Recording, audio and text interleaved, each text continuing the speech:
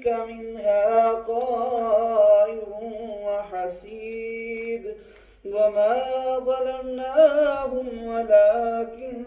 ظلموا أنفسهم غير تتبيب وكذلك أخذ ربك إذا أخذ القرى وهي ظالمة إن أخذه عليم شديد إن في ذلك لآية لمن خاف عذاب الآخرة ذلك يوم مجموع له الناس وذلك يوم مشهود آخره إلا لأجل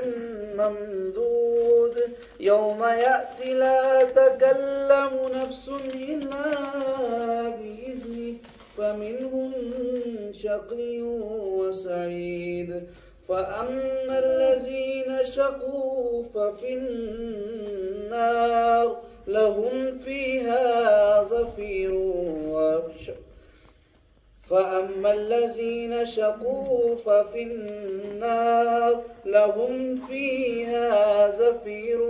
وشهيق خالدين فيها ما دامت السماوات والأرض إلا ما شاء ربك إن ربك فعال